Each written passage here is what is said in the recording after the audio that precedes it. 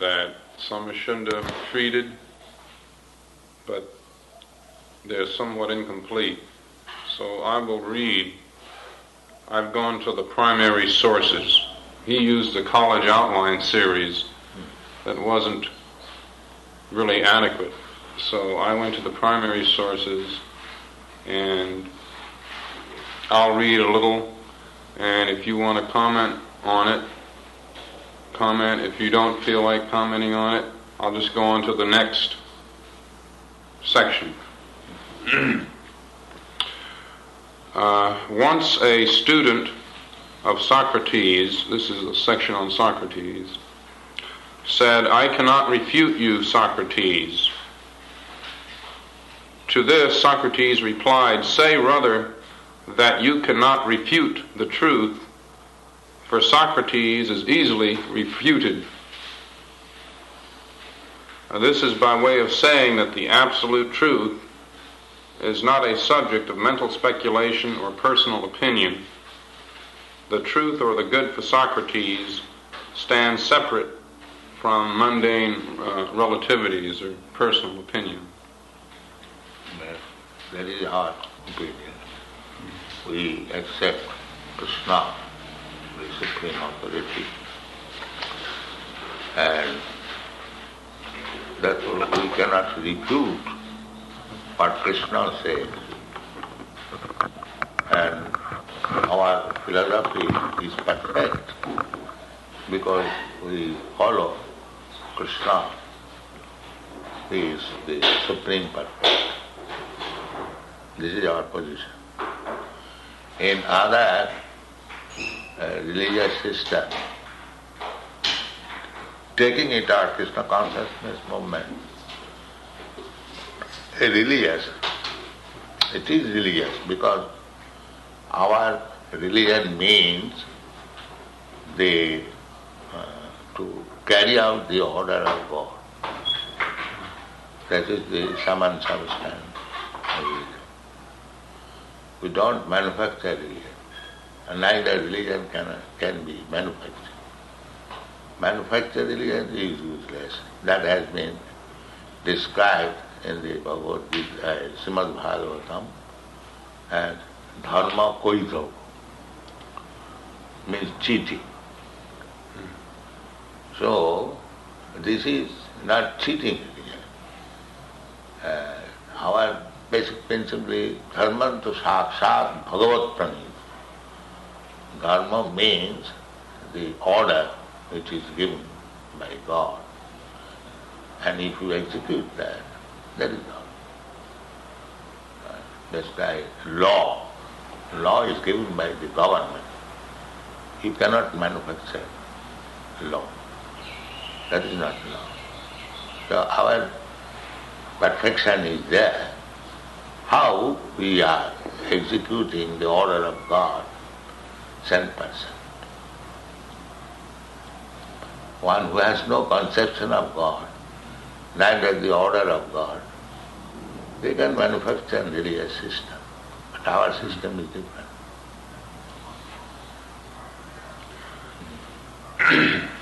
This is picking up fine, you're getting?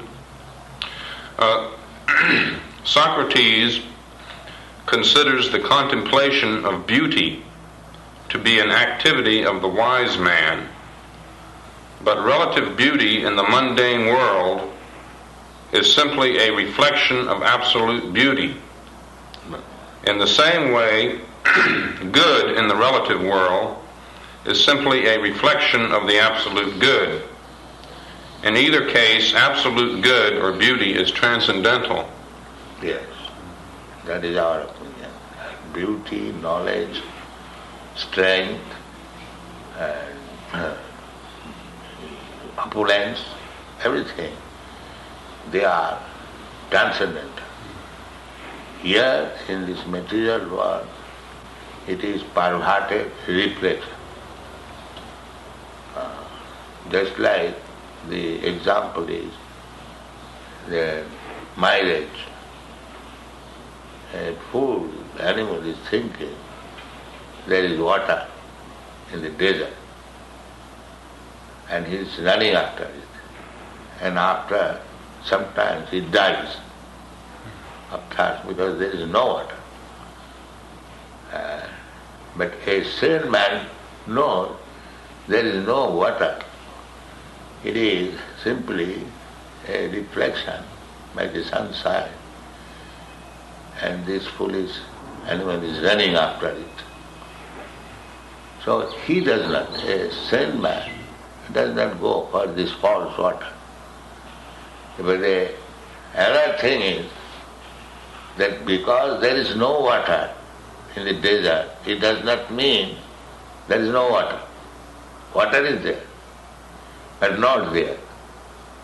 Similarly, happiness, beauty, opulence, everything is there. That is in the spiritual world. Here it is only a perverted reflection. So generally people have no information of the spiritual world. Therefore they imagine something, God, something spiritual world. They do not take that this is imagination, this material world. And when Krishna says, Tattadeham punarjanma naiti mameti, they are reading Bhagavad Gita, but this simple thing they cannot understand. That a devotee of Krishna, after giving up this body, the body has to be given up. Then what happened? Krishna says, Mameti, he comes to me. And other system says that after death he goes to hell or goes to heaven. So that is to some extent fact. This human life, if he understands Krishna, he goes to the eternal abode. You can take it as heaven or something. Otherwise, he remains in this material world to undergo the same cycle of birth and death. That is hell. It can be taken in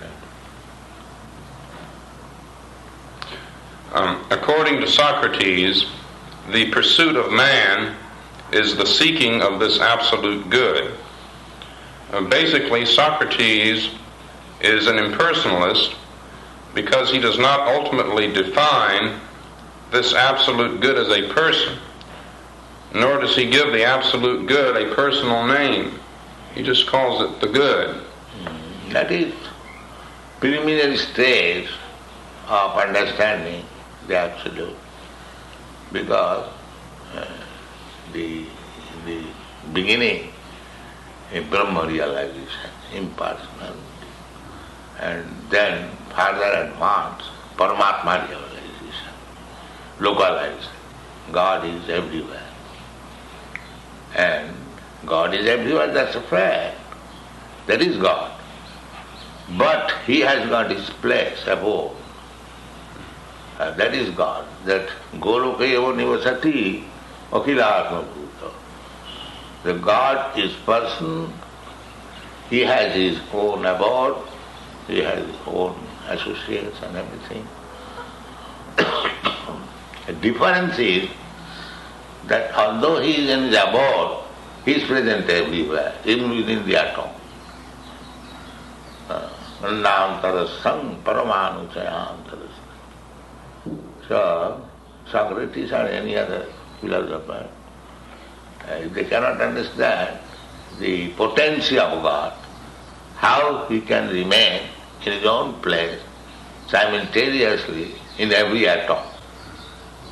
That is the conception of God. So, everywhere He is staying. Everything is His expansion, His energy. The bhumi rapa nalo vayu khangamano buddhi rivasa. The material world is bhumi rapa nalo vayu, land, water, fire, air. So these are different expansion of God's energy. So He can be present everywhere because His energy is expanded everywhere. So energy and the energetic, they are not different. But at the same time, energy is not the energetic. This simultaneously one and different. Achinta Vedavet Tattva. This is perfect philosophy. For Socrates, he taught a kind of a process of liberation. For him, liberation meant freedom from passion. Freedom from? Passion. Passion. Passion, yes. And his motto was, know thyself. And by knowing oneself through meditation or insight, one can gain self-control, and by being self-controlled, one can attain happiness. Yeah, that is fact. Meditation means to analyze oneself. That is real meditation, and find out the absolute truth. That is the description in the Vedic literature. Dhyana-avastita tadagatina manasa passantinam yogi. Yogi means, by his meditation, is seeing the supreme truth, Krishna or God, within himself. Krishna is there. And so, yogi consults Krishna, and Krishna advises him. And that is the relationship with yogi. Buddhi yogam dadamitam. When he is purified, he is seeing Krishna alive within himself. That is confirmed in the Brahma Samhita. Premanjana churita bhakti vilochanena santas sadaiva hridayeshu vilochanena. A saintly person advanced. He is seeing Krishna. Jang Shama Sundar, the very word is used. Krishna is Shama Sundar. Very beautiful blackish, the personality of God. Shama Sundar. Shama means blackish, but extraordinarily beautiful. That is called Shama. Premanjana charita bhakti vilochanena santasya daiva hridayeshu vilochanena. Jang Shama Sundaram achinta gunasya. Achinta, unlimited qualities. Govindamadi Govindam, he is Govinda. So, it can be realized that he is situated everywhere. At the same time, in his person, he is always engaged in Vrindavan, dancing with the gopis and playing with his friends and talking with his mother, and sometimes as a naughty boy, he is teasing mother's household affairs. So this is Krishna.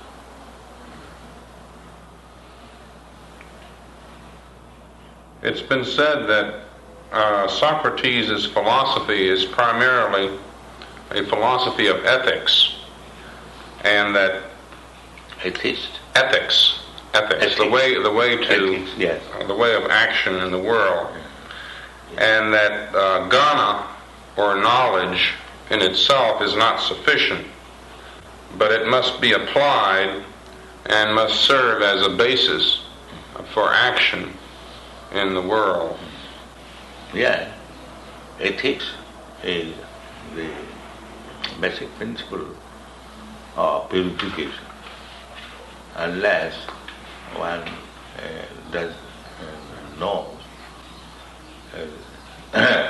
what is moral and what is immoral.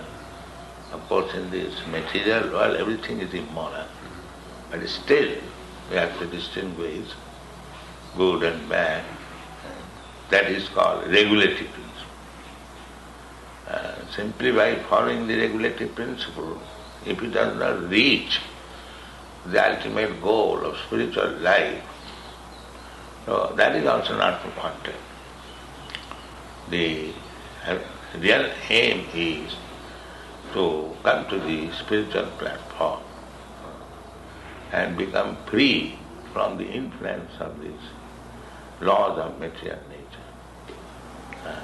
So, passion is the binding force in the material world.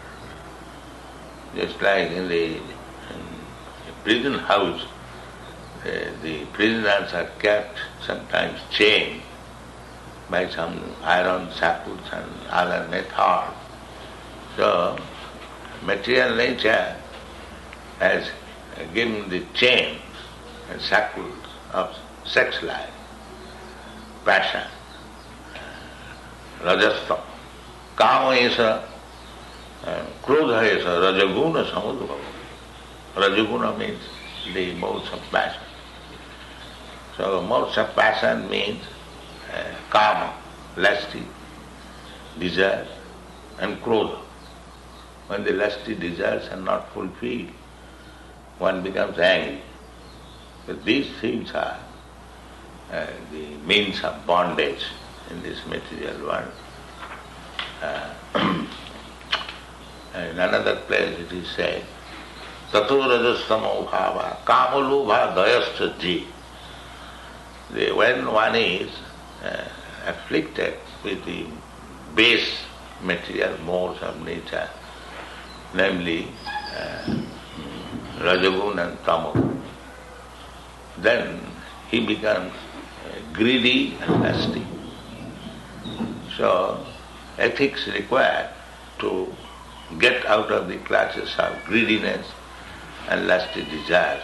Then he comes to the platform of goodness, which will help him to go to the platform of spiritual life. But is meditation in itself, would that be sufficient to transcend these lower? Yes, meditation, if he seeks after the super soul within himself, that meditation is perfect. And if he is manufacturing something or bluffing others and bluffing himself in the name of meditation, transcendental, it is useless. It has no value. Well, he feels that if one knows himself, one will be a sadhu, because knowledge is identical with the virtue. Yes. And through meditation, or he called it arete, a person attains knowledge. Through knowledge, a person becomes virtuous. When one is virtuous, he acts in the right way. When one acts properly, he becomes happy. Therefore, the enlightened man is a man who is meditative, knowledgeable, virtuous, and because of his proper action, he's happy. Yes, that is confirmed in the Bhagavad Gita. Brahma bhuta prasannatma, na sochati na kankha. This is the symptom of self-realized person. If one is self-realized, he is immediately happy, prasanna, jolly, because immediately he is on the right. Just like one is going on under some mistaken ideas, and when he comes to the real idea, he becomes very happy. Oh, so long I was going on such a mistaken idea. So immediately the result will be happiness. How fool I was doing like this, doing like that. So, as soon as one comes to the right position, the symptom is his prasannatma. What is that prasannatma? Na sochati na kankhati. Prasannatma, happiness means he has no more anything to hanker. Just like Dhruva Maharaj said, Samin kitatosmi barang. I don't want any material benediction. Prahlad Maharaj said, my Lord, don't allure me for any material benefit. I have seen so much of it. My father was so big materialistic that even the demigods, they were afraid of him. And you have finished it within a second. So I am not after these things. So this is their knowledge.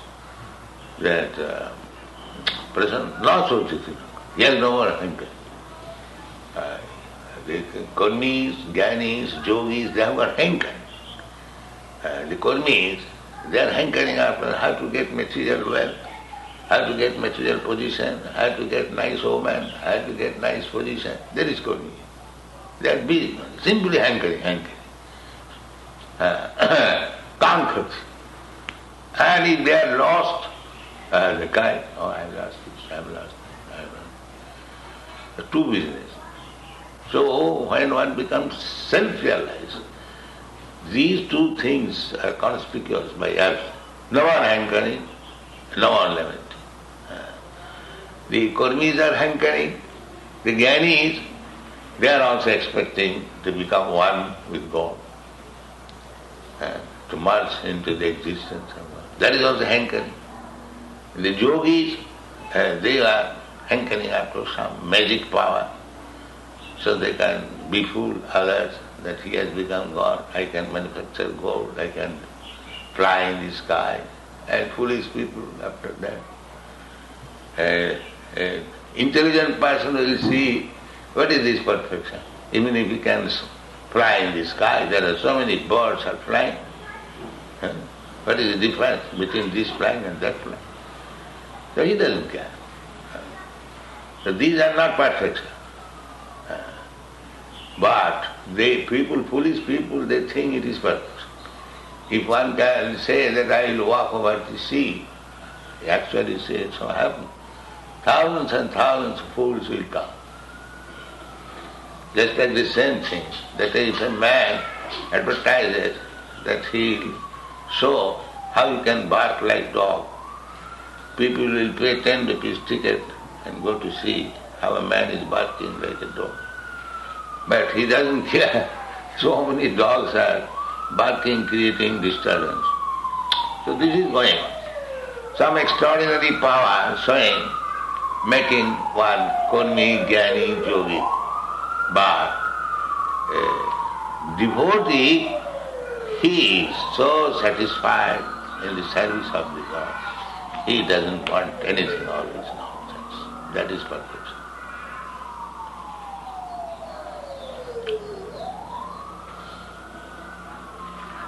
You once mentioned that the ancient Greeks were chased out of India, where they were Kshatriyas, chased out of India by Parasara Muni, something like that. Yes. But Socrates was confronted with a society that on the one hand included what were called sophists. These were more or less mental speculators. They were paid money to philosophize or to speculate. And humanists who said man is the measure of all things. No belief in God or any higher force, nothing beside man.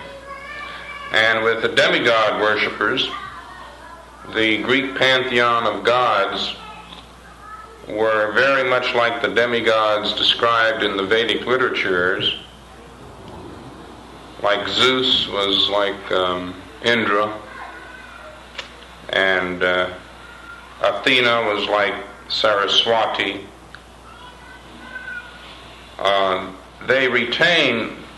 The Greeks retain their worship of the demigods, but there is no mention of a supreme god unto whom everyone else served. And Socrates neglected the worship of these demigods. He felt that there was no use in worshiping the demigods, and he stressed meditation on the self, on the highest good, which resides in the heart, which must correspond to the Paramatma. Yes. And so in teaching this, he was teaching something radically different. And this is one of the reasons that he was condemned to death, for blaspheming the demigods, for blaspheming the gods. He felt that the worship of these gods did not lead to self-realization at all. Yes, that's a fact. That is confirmed in the Bhagavad Gita. Kamasthastha hitagya. jajanti anna devata. They worship other demigods, being too much lusty. Because the demigod is worshipped for some material benefit. So, they have been described as hitogyana. Hitogyana means one who has lost his intelligence. Actually it is so. Suppose by worshipping a demigod, Saraswati, the goddess of learning, so you get the opportunity of becoming a very nice scholar. But how long you shall remain scholar? As soon as the body is finished, your whole scholarship is finished. Then you have to accept another body and you have to act according to that body. So how this scholarship will help you? But if you worship God, as Krishna says, that janma karmam samedipam yujanasi tattva. To worship God means to know God, actually, what is God, more perfectly, how He is managing, how material nature is working under Him. People cannot even imagine that God can be person. But here is everything person. Maya dhaksena prakriti swati sachara.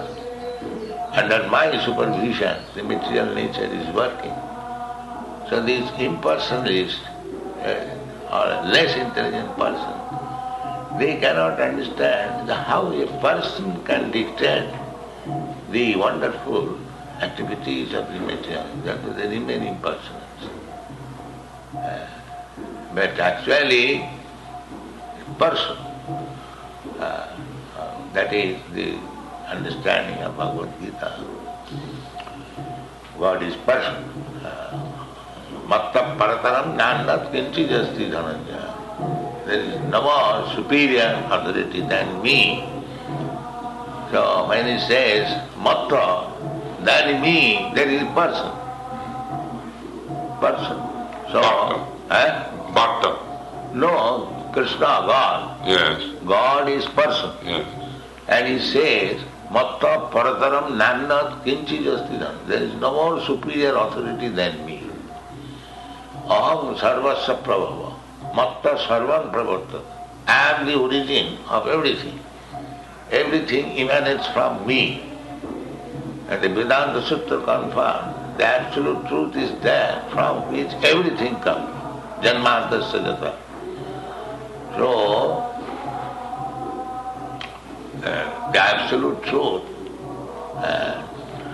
is person. And Arjuna, when he understood Bhagavad Gita, he addressed Krishna, Parabrahma, that is absolute. Parabrahma, Param Dhama, Pavitram, Paramam Bhava. So, really understanding absolute truth means to understand his personal feature. He has got three features: impersonal feature, localized feature, and personal feature. So, Brahmeti, Paramatmeti, Bhagavaniti Sabda. All of them are the same truth, spiritual truth, but different phases, different features. The example is given just like you see one mountain from a very distant place.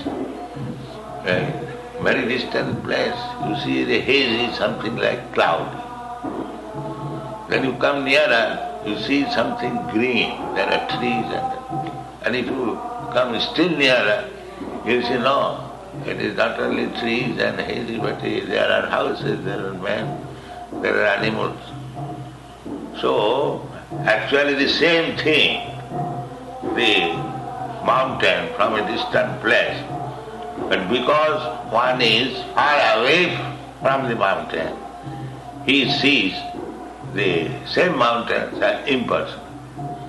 And if he comes little nearer, then he sees Paramatma. personal within present everywhere. And when he comes again, still he seems the same person is still there, is dancing and playing. This is the difference. So through Ghana, through the path of Ghana, Socrates may have realized Brahman, he may have realized Paramatma, Yeah. but there was no way to realize No, there is Krishna. way. There is way. If he makes further advancement, the same example, the same mountain is there. From a distant place you say, hazy cloud. Nearer you see something green, there are trees. And still you go further, you see everything perfect. But I thought Krishna can only be realized through bhakti, through devotion. Yes, you cannot enter in Krishna's place without being a purified bhakta.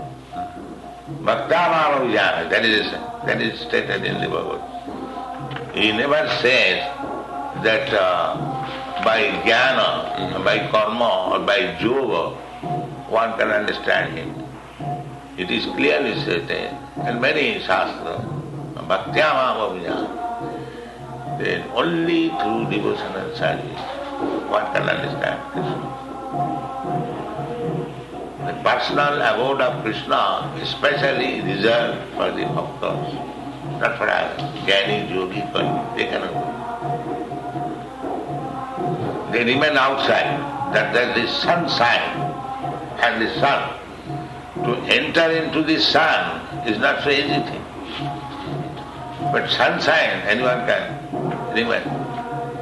The temperature is not so harsh. You can tolerate it. But although the sunshine and the sun not different, in the sunshine, sun glow, if you enter, if you have got the power to enter, the same light and same temperature, not same, I mean to say temperature and light. So the temperature of sunshine, light and temperature is not the same as the temperature and light in the sun glow. Now, Socrates as a teacher, in addition to believing in the value of insight or meditation, Socrates also believed that knowledge can be imparted from one person to another. He therefore believed in the role of a guru or teacher, which he himself was for many people. He believed also in good association amongst people who are interested in self-realization. And he followed the method known as the Socratic dialogue as a means for evoking the truth. Now, he would use a method called Socratic irony, in which he himself, Socrates, would pose himself as an ignorant person and would ask questions of his young disciples. He would never offer the answers, but would try to draw the answers out of his disciples. And this was called the maieutic method. So he considered himself to be a kind of midwife. In fact, his mother was a midwife who would draw the truth from the repository in the soul. He felt that the truth was there within, but had to be drawn out, and that the truth is dormant within everyone. That the individual possesses the truth previous to birth in an existence previous to earthly existence. So, almost similar to our method, because we advise means Vedic principle, that for the truth one must approach a guru. That is the version everywhere. In Bhagavad Gita also the same instruction is there. Tad viddhi pranipatena pariprasnena sevaya upadakshanti tad jnana jnanina tattadarshi. So you have to approach a guru who knows the absolute truth. Knows means he has seen. Just like in our daily life, direct perception, to see something. People argue on that. Can you show me God? That is the tendency, the direct perception. So, the direct perception is possible by advanced devotion. There is no difficulty because, as I have already explained, Santa Sadaiva Hridayeshu Vilokayanti. Constantly he is seeing the Supreme Personality of God, sound. So there is a state when one can constantly see the Supreme Lord, Paramatma, sitting within his heart and taking advice from him. And Krishna also confirmed this. Buddhi yogam dadamitam. He talks. So, by meditation, if it is actually meditation, to search out the absolute truth within the heart, then he can meet. That is the yoga practice. Yoga practice means concentrating the mind to see the super soul within. And therefore he has to control the activities of the senses from all other engagements. Then it is possible. Yoga practice is dhyana, dharana, asana, pranayama. These are why? Simply to concentrate the mind, focusing toward the Paramatma. And when one is perfect, he always sees. Therefore Krishna confirms it in the Bhagavad Gita.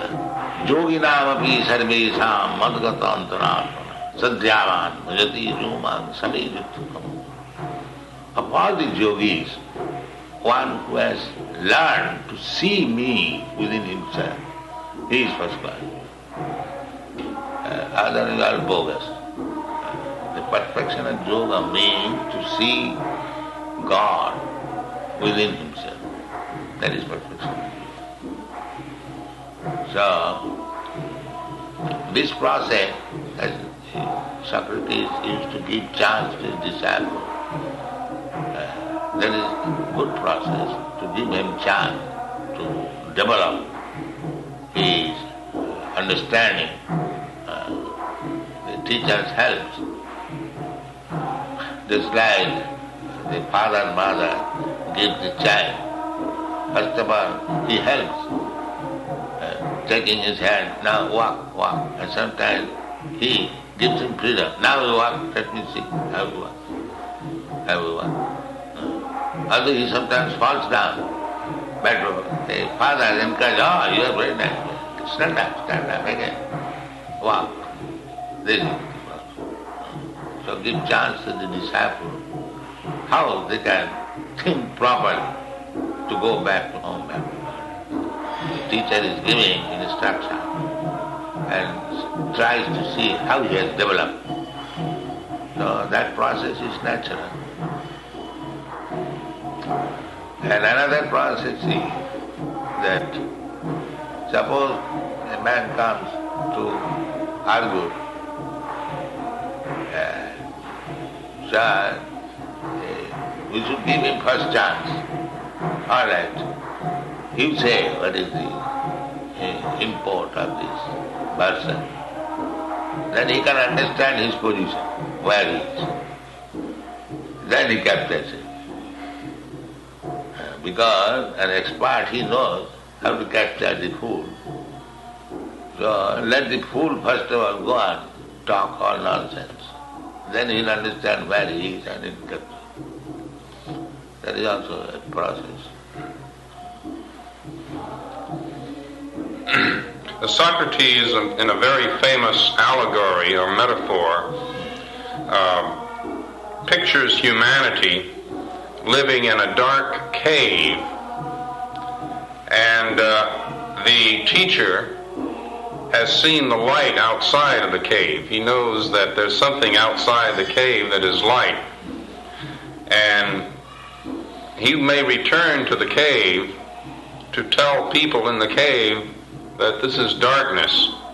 And the people in the cave, many of them would consider him to be crazy for speaking of such a thing as the light outside of the cave.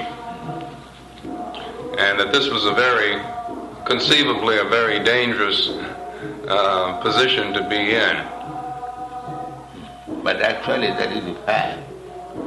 Just like we have said so many times, Dr. Frog. See, a frog within the dark well is thinking here is everything. And if he is informed, oh, there is big mass of water, Atlantic Ocean. So the Dr. Frog, from within the well, he has never seen the Atlantic Ocean, and he cannot conceive that the water can be so expansive. So therefore, those who are in the dark well, for them it is surprising what is the light outside. But that's a fact. And one who has fallen, if he is crying that I am fallen, so it is said that the man outside, he drops a rope. You catch this rope and I shall take it out. But he does not catch up. Give something. Just like we are presenting that everyone in the material world, you are suffering. You catch up this Krishna consciousness. They are refusing. Or they do not do it. And that is going on. But if one is fortunate, he can catch up the rope and the man wants to help him, he can get him out. But he has to catch up. It is Krishna's advice also, that you are crying, you are suffering, you are trying to find out how your suffering will be ended. The materialists, they are doing in their own way, and the impersonalists, they are doing in their own way. The yogis, they are doing in their own way. Everyone is trying to get out of this. But when Krishna says that these things will not help you, sarvadharman parityajya mamekam saranam bhaja, he does not catch up. That is his misfortune. God himself says that you take me means my instruction in the Bhagavad Gita. You take to me, you'll be saved. But they will not do that. That is their obstination. And the Vedas therefore says, tamasima jyotirgama. Don't remain in the dark well. You come out to the light. But they will not come to the light. They want to remain in the dark well and want to become perfect. That is their misfortune. Within this material world, it is darkness. Just now it is evening. It is giving us that actually it is dark. Because Krishna has supplied the sun, moon, therefore it is light. But there is another place where without sun, without moon, you will get light. That is stated in the Bhagavad Gita. Najatra bhasayate surja napavaka, like that there is najatra bhasayate tadhamapara. That is my kingdom. Everything is Krishna's kingdom, but that is special. There is no need of sunshine. There is no need of moonshine. There is no need of electric light. It is all refulgent. So he is giving the information. But these rascals will not take. They want to make adjustment in the darkness of night.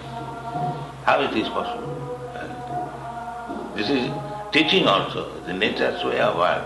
The sun is in the sky, but the arrangement is such that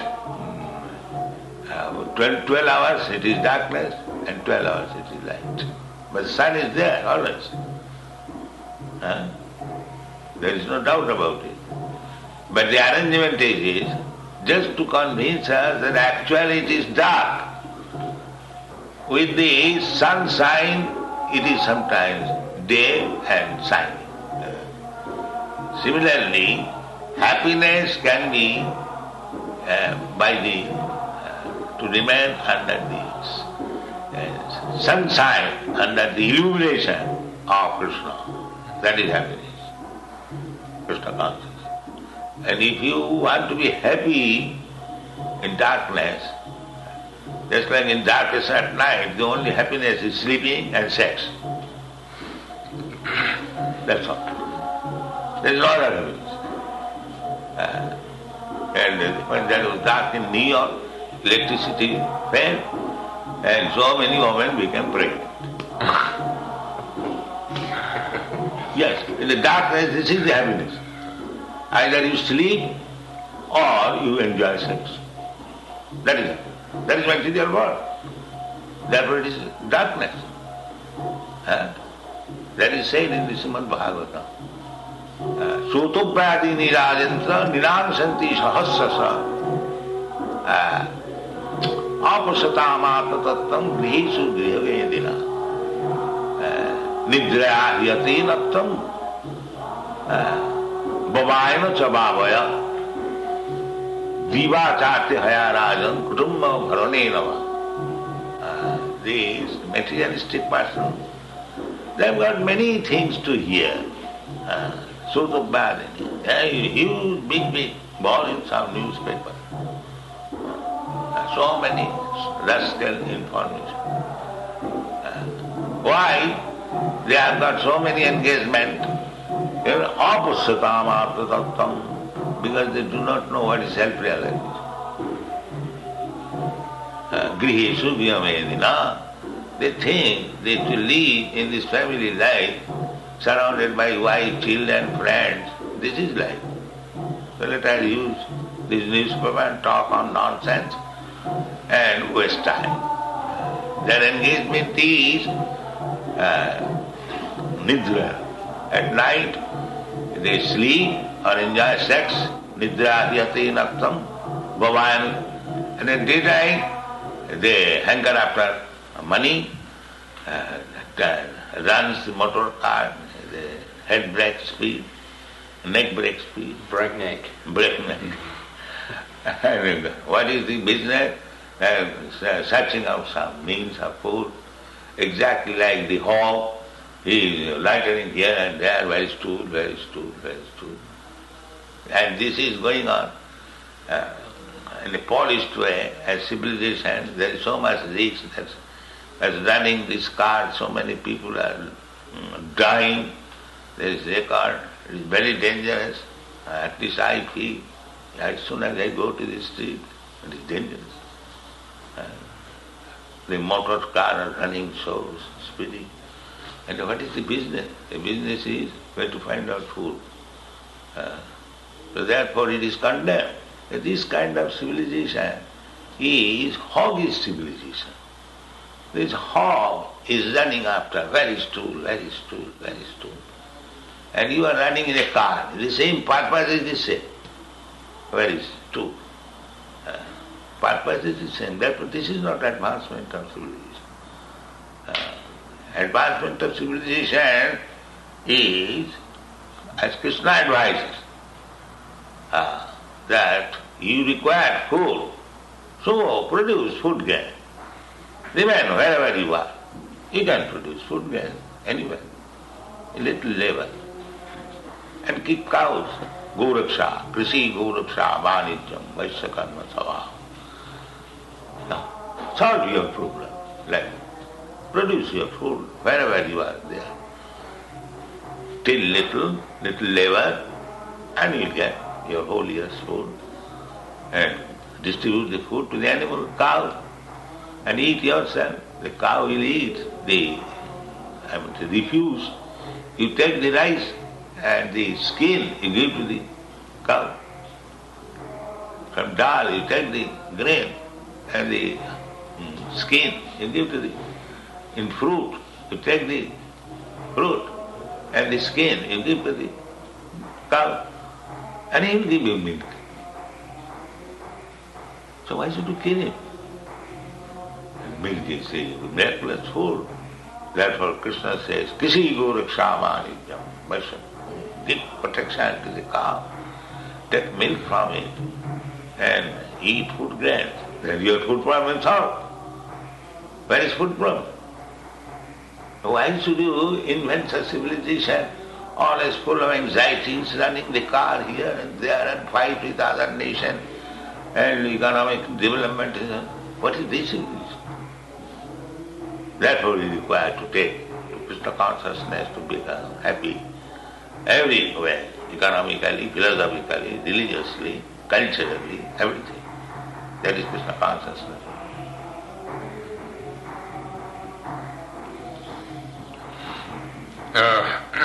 One last point on Socrates.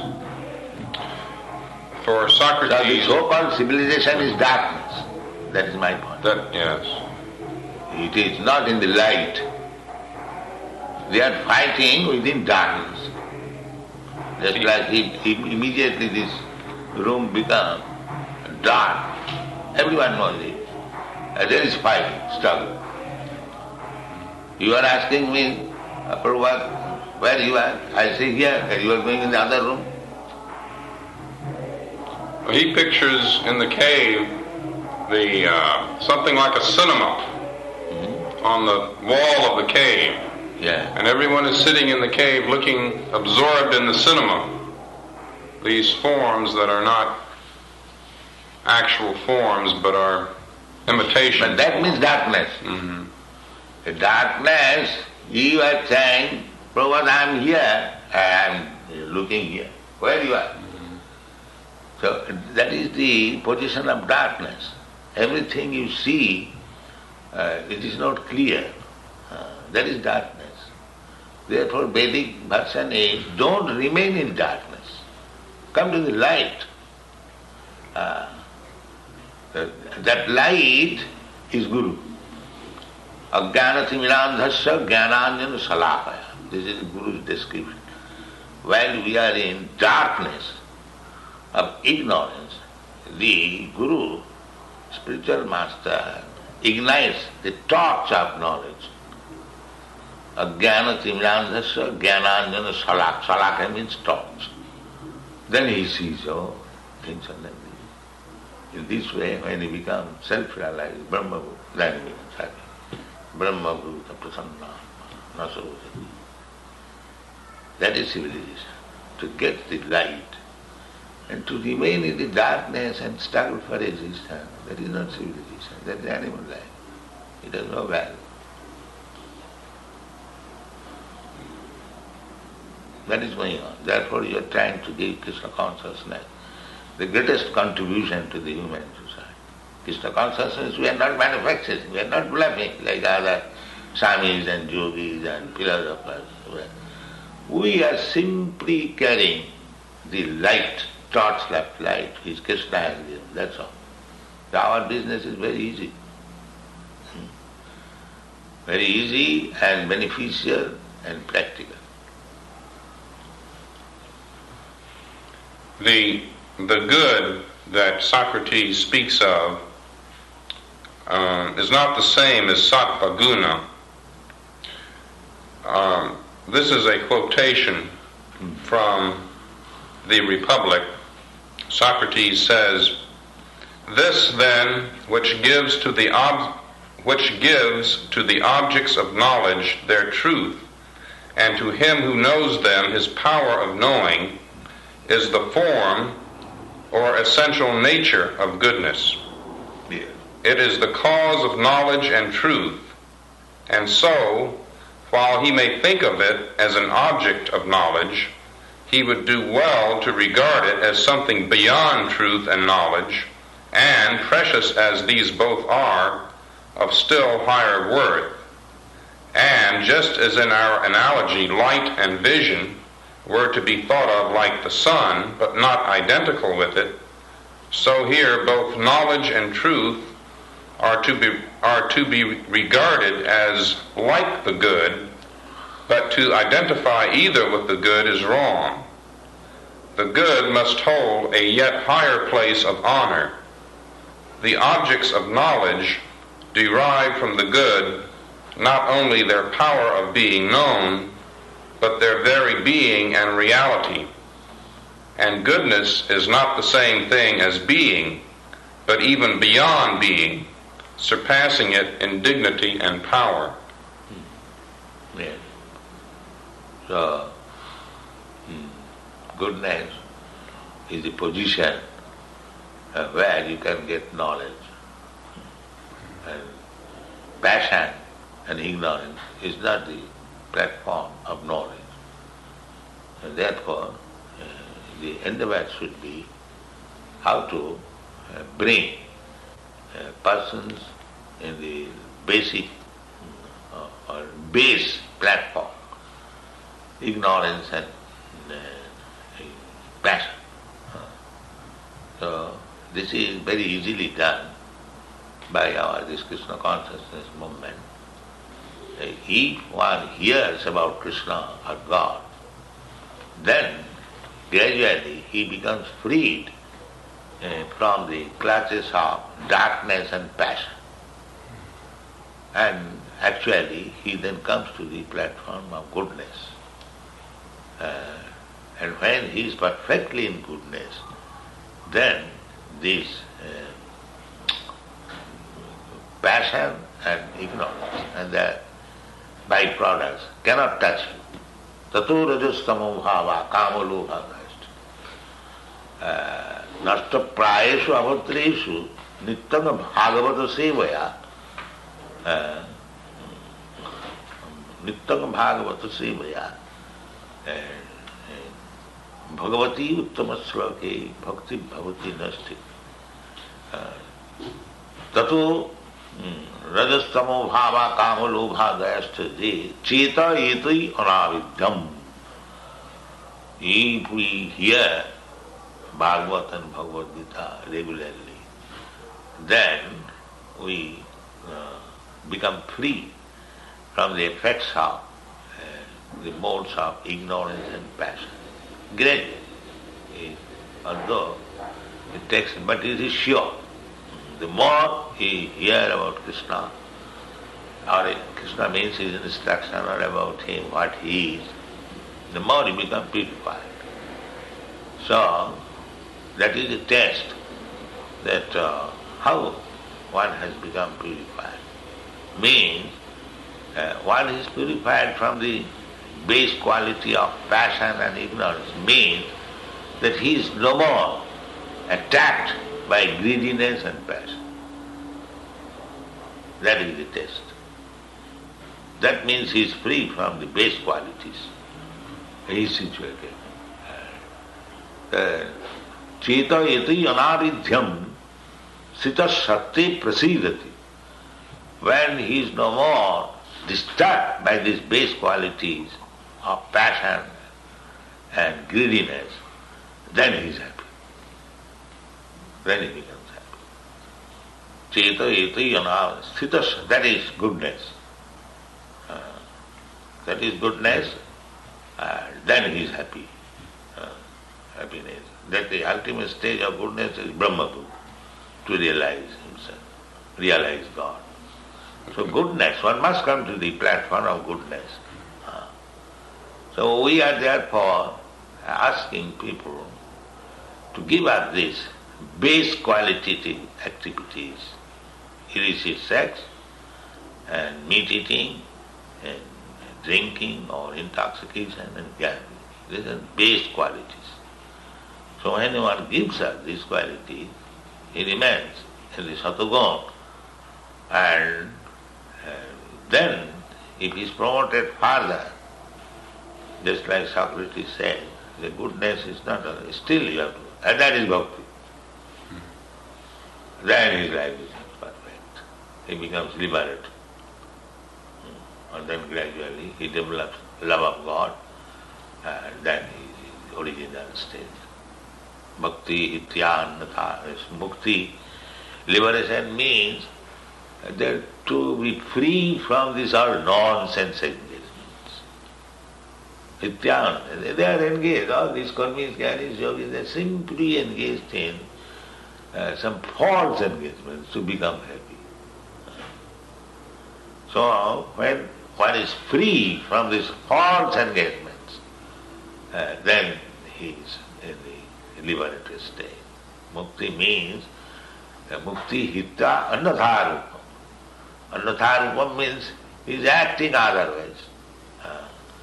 So one has to come to the real position, not act otherwise. So he is eternal servant of Krishna. When he fully engages himself in the service of Krishna, then he is liberated. And if he keeps himself, then nobody can touch. The Maya cannot touch. The imitation, Maya is very strong. But if one keeps in touch with Krishna constantly, Maya has no jurisdiction. Maya metam tadantite. This is perfection. Transcendental to the modes. Yeah. No more affected by the modes of material. Sagunan samatita itan brahma bhuvaya kalpa. Such person is transcendental to the modes of material needs. Sagunan samatita itan. Brahma, that is Brahma Bhuta stage. Every devotee, if he is strictly following the rules and regulations, he is in the Brahma Bhuta state. Just like there is epidemic, but one who has taken the vaccine, the epidemic cannot touch it. So that is like that. Brahma, when you come to the Brahma Bhuta state, there may be Maya, there are so many activities of ignorance and passion. He has nothing to do. He is free. That is Brahma Bhuta state. That is one. That is perfection.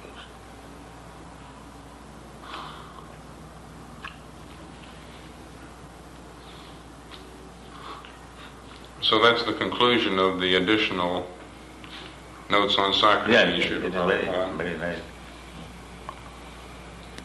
And if new philosophers that we will present eventually,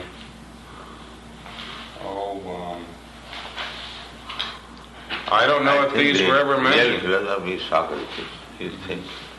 Socrates, Plato, Aristotle, these have been done, just a few additions.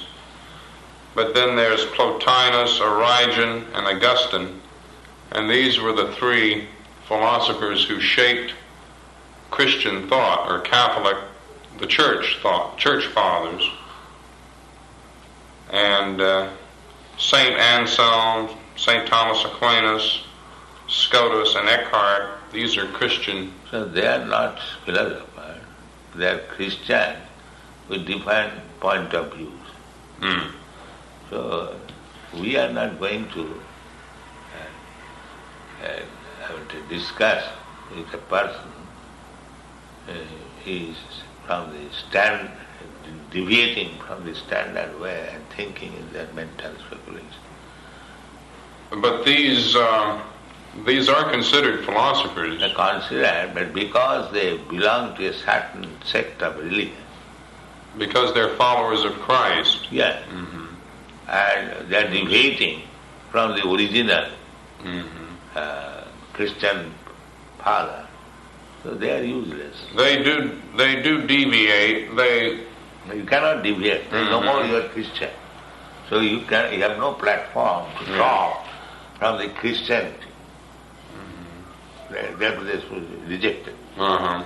So, Plotinus was not Christian, neither was Origen. If you say Christian, You must follow the 10 commandments of class. If you don't follow, you make your own ways to escape, then you are no longer Christian. So you cannot talk. But Augustine was one of the ones who maintained that animals do not have souls. That's what he is a rascal. Yes. He is a rascal. Mm-hmm. And this was Now, accepted. what to use? What they use to talk him with a rascal? Mm-hmm. It is waste of time. Mm-hmm.